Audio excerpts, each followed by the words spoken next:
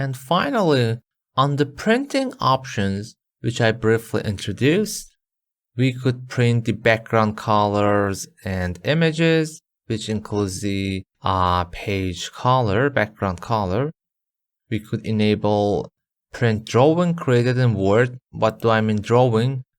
I mean something like the highlight I introduced before. Allow me to bring the draw, anything here. Draw and print these stuff. If I press Ctrl or Command P, as you see, they will print it.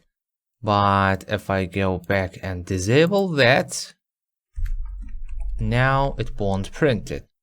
And as I mentioned before, on design, page color, by default, it won't be printed. But if you want to print the background color with printer, you have to go display and enable print background colors.